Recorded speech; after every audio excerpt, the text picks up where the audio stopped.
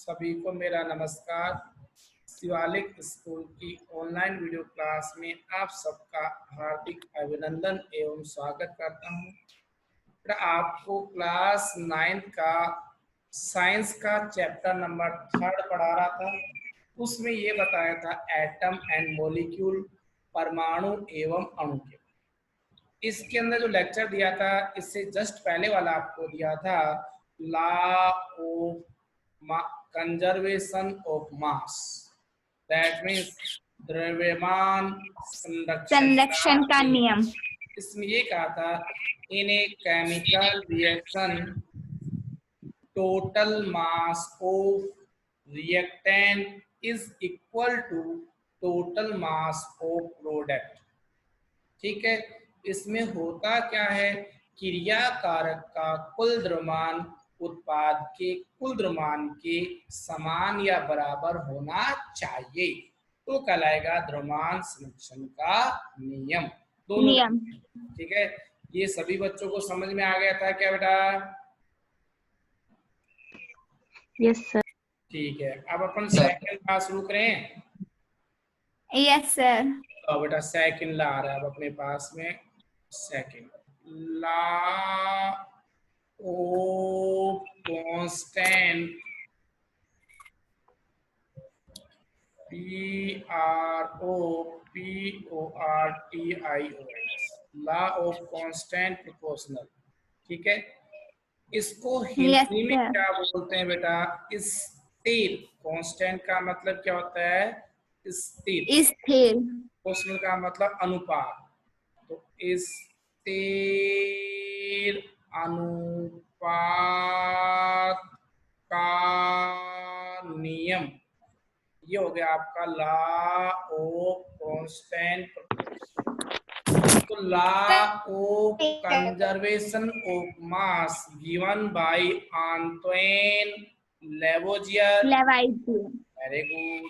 But इस law को किसने दिया? Given by Proust. किसने दिया बेटा? प्राउस्ट। तो ये अपने पास में साइंटिस्ट का नाम था प्राउस्ट। क्या नाम था? प्राउस्ट। प्राउस्ट क्या बोलता है वो सुनो भैया। लाओ सर। ये कहता है ए केमिकल कंपाउंड। क्या लिखा गुड़िया? A chemical compound always consists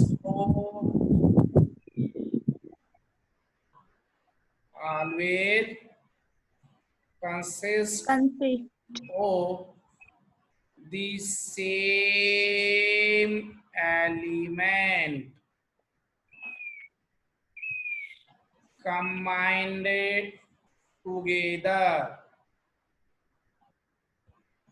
in the law of constant. Same proportional. ये भी आएगा ना, सेम प्रोपोर्शनल बाई मास। ये कहता है अगर उसके पास में, इसको हिंदी में भी कन्वर्ट करना चाहूंगा तो सुनो कैसे बोलेंगे हिंदी में बेटा ना। ये कहता है बेटा पास में कोई भी यौगिक है, कोई भी क्या है? यौगिक है ना। तो मैं इसको हिंदी में रिप्रेजेंट कर रहा हूँ, सुनना लाओ सब। कोई भी यौगिक, क्या लिख दिया बेटा? कोई भी यौगिक दो या दो से अधिक तत्वों के संयोग से बनता है। तो क्या बोला पूरा? कोई भी यौगिक दो या दो से अधिक तत्वों के संयोग से बनता है तो। दो या दो से अधिक तत्वों के संयोग से बनता है तो उन तत्वों के अनुपात, ठीक है, उन तत्वों के भारों का अनुपात क्या पाया जाता है? स्थिर होता है। क्या होता है बेटा? स्थिर होता है। चाहे उसे किसी भी स्रोत से प्राप्त किया जाए। जैसे मैंने आपको बताया था, याद करो, पानी याद आया कि तालाब का यस पानी, सर। जोड़ का पानी, कुएं का पानी, मटके का पानी, नदी का पानी। सर। पानी तो पानी है, लेकिन स्रोत अलग अलग थे, और लेकिन उसके यस सर। अनुपात मिलेगा वो सेम पाया जाएगा। जैसे एग्जाम्पल की फॉर्म में हमने रिप्रेजेंट किया, वाटर का फॉर्मूला क्या होता है बेटा? वाटर का H2O। H2O। H2O में कितने तत्व हैं? सर 2। कौन कौन से? सर H और O2। H कितने टाइम्स हैं? सर 2। अच्छा, अब इन तत्वों के कौन सा अनुपात बताया मैंने? भारों का अनुपात बताया, और किसका? तो 2 इंटू हाइड्रोजन का भार 1 होता है, और बेटा ये ऑक्सीजन 1 टाइम है, तो 1 इंटू भार होता है 16। तो 2:16, तो 2:16 का सिंपलेस्ट फॉर्म क्या आ गई? 1:8। मिल गया? Yes sir. ये इसी रेशो में वाटर पाया जाएगा, चाहे इसका सोर्स कुछ भी हो। इसी प्रकार से मैंने एक एग्जांपल और ले लिया, ये NH3। बताओ दीपांशी, इसमें कौन कौन से एलिमेंट तत्व हैं बेटा?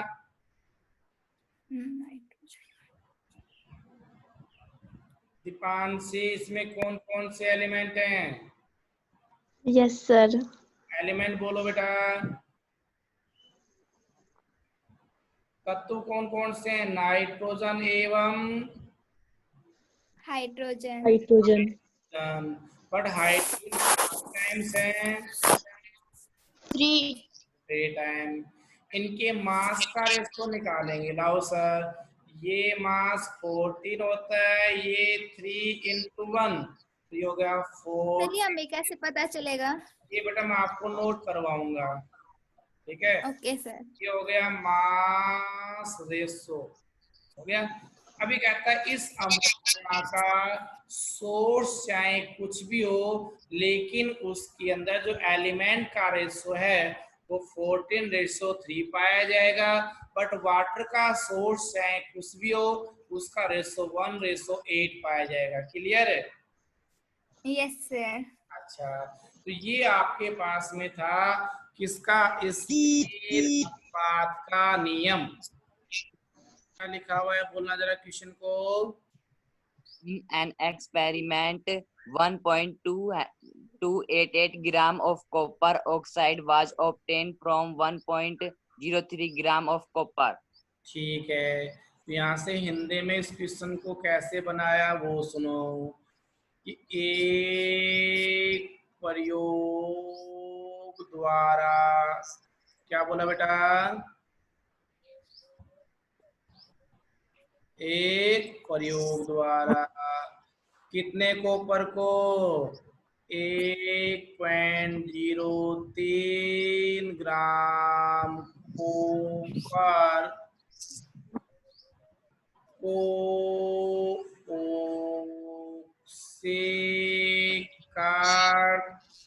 करके कितना? 3 ग्राम 1.288 ग्राम ग्राम कॉपर ऑक्साइड ऑक्साइड प्राप्त किया गया। गया। हो गया पहला। Yes sir. अब आगे लाइन में दे रहा हूँ बेटा, वो सुनो। सर ये कॉपर के आगे क्या था? बेटा कॉपर कॉपर को ऑक्सीकृत करके 1.288 ग्राम कॉपर ऑक्साइड प्राप्त किया। आगे लैंग्वेज यूज करो वो सुनो। इन अनोदर एक्सपेरिमेंट, अब एक दूसरा प्रयोग कर रहे हैं। क्या कर रहे हैं भैया? दूसरा दूसरा प्रयोग। प्रयोग। हाँ, तो इन अनोदर एक्सपेरिमेंट, दूसरे प्रयोग से 3.672 ग्राम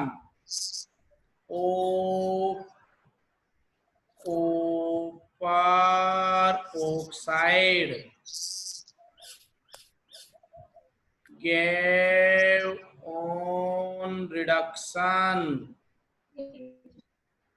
2.938 ग्राम ऑफ कॉपर।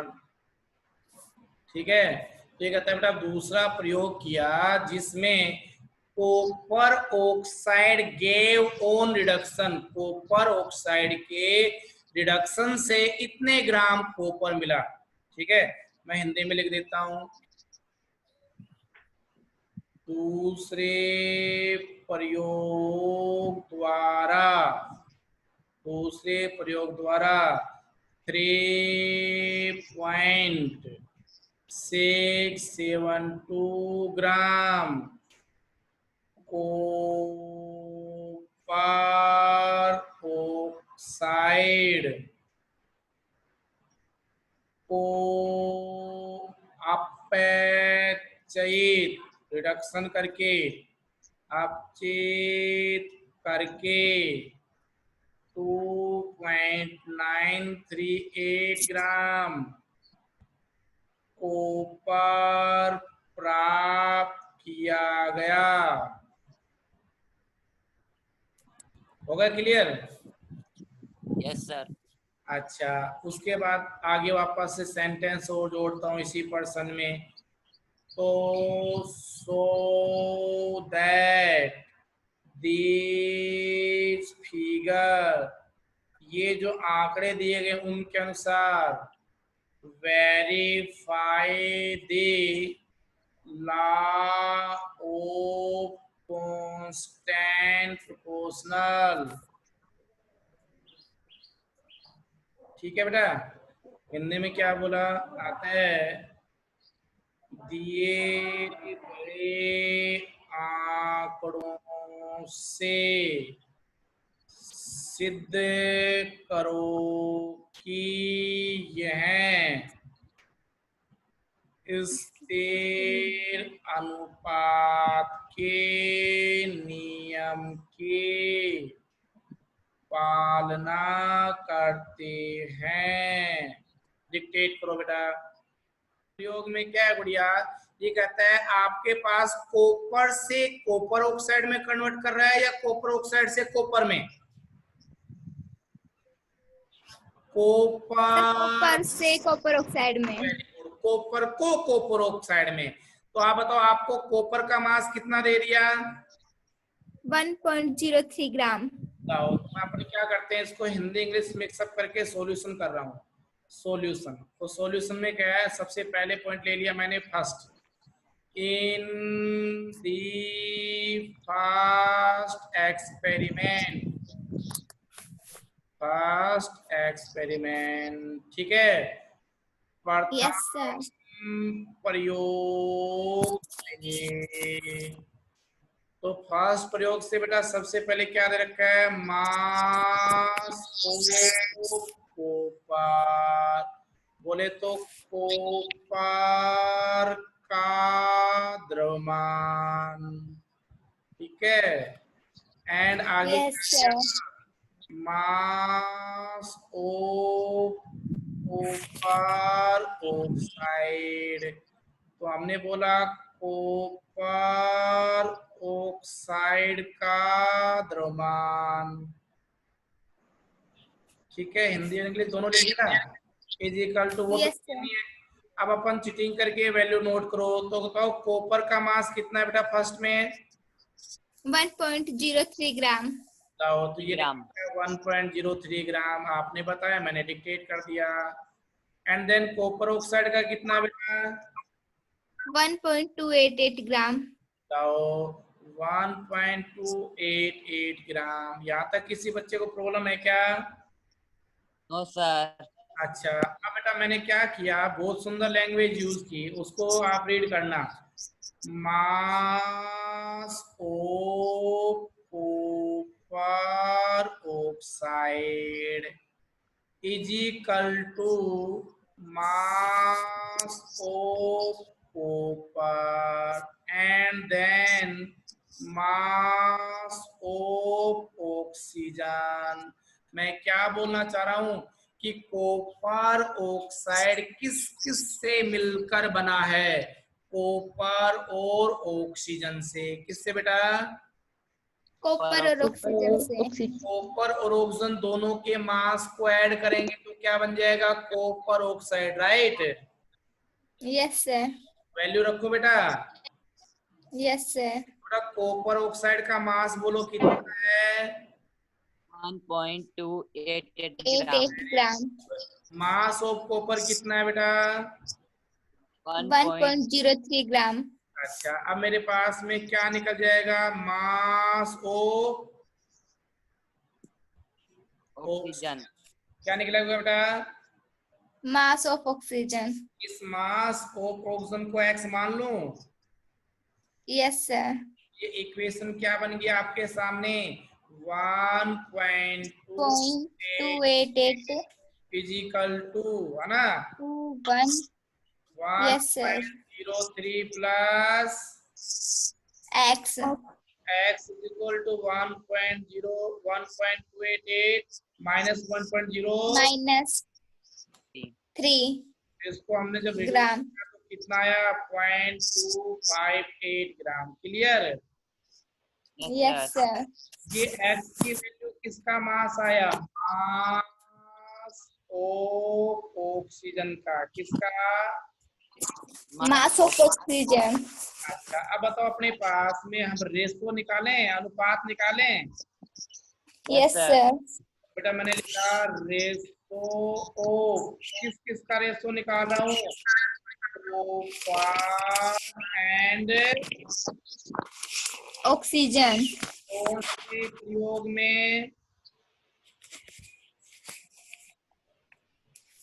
पहला ही एक्सपेरिमेंट। फर्स्ट एक्सपेरिमेंट में। ठीक है, तो इसका मतलब क्या आएगा Yes, sir. दोनों का रेशो निकालने के लिए बेटा? तो मास ऑफ कॉपर, कॉपर का द्रव्यमान अनुपात में क्या आएगा? मास ऑफ ऑक्सीजन। ऑक्सीजन। बताओ कॉपर का मास कितना है बेटा? 1.03। और ऑक्सीजन का भी कितना निकाला? 0.258। अच्छा, अब अपन क्या करते हैं इन दोनों में? 1.03 और 0.258 में सेम वैल्यू को डिवाइड कर दिया, इसमें भाग दे दिया किसका? 0.258 का। इसमें भी किसका किया बेटा? 0.258 का, राइट? Yes sir. तो ये तो कितना आ गया? 1। Yes sir. तो बेटा इसको कटिंग करेंगे तो इसका जो रेशियो आया 3.9199 रेशो 1। 3.99 को अप्रोक्सीमेट क्या लिख सकते हो? 4:1। 4:1। तो ये फर्स्ट प्रयोग का या सेकंड प्रयोग का? सर फर्स्ट प्रयोग।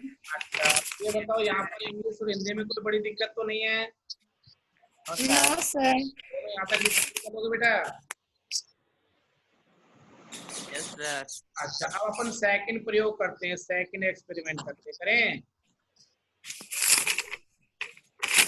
सर सेकंड करो बेटा। तो ये लिखा मैंने बी पार्ट या second part. In the second experiment, बोले तो दूसरे प्रयोग से। ठीक है, तो दूसरे प्रयोग में वही सेम, पहले मैं लिख लेता हूं क्या? मास ऑफ कॉपर, बोले तो कॉपर का द्रव्यमान, किसका द्रव्यमान? कॉपर का द्रव्यमान। कॉपर का द्रव्यमान। और दूसरा क्या था? कॉपर ऑक्साइड का द्रव्यमान। Copper oxide. ऑक्साइड, ये में लिख दिया कॉपर ऑक्साइड का द्रव्यमान। भैया द्रव्यमान। अब वहां से चीटिंग करते हैं, क्या क्या वैल्यू दे रखी है लिखें यस सर। सेकंड प्रयोग में। तो मैं आपको इंग्लिश या हिंदी को इधर रीड करो। देखो दूसरे प्रयोग में मिला बेटा, यस सर। ये दूसरा प्रयोग है। में भाई पहले कितने में दूसरा प्रयोग, इसमें बताओ कितनी वैल्यू दे रखी है? 3.672। किसका है ये? Copper Yes. है, कॉपर का। सर कॉपर ऑक्साइड का। ये किसकी वैल्यू है बेटा आदिति? सर कॉपर ऑक्साइड की। आवाज नहीं आ पा रही मेरे पास। आपके पास में कॉपर ऑक्साइड की वैल्यू कितनी है? 3.672। तो यहाँ लिख देते हैं अपने पास में 3.672 gram, right. Yes sir. Copper की बेटा कितनी दे रखी थी? 2.938। Yes sir. अच्छा वही सिस्टम लो अपने पास आगे। That means mass of copper oxide is equal to mass of copper plus mass of oxygen. Clear हो गया? Yes sir. कॉपर ऑक्साइड का मास था कितना? 3.672। ये मास था 2.938। इसको वापस से हमने क्या मान लिया? x। तो x की वैल्यू फाइंड आउट करो। ये आया 3.672 माइनस ये x is equal to 0.734। That is mass of oxygen. क्या निकला बेटा? Mass of oxygen.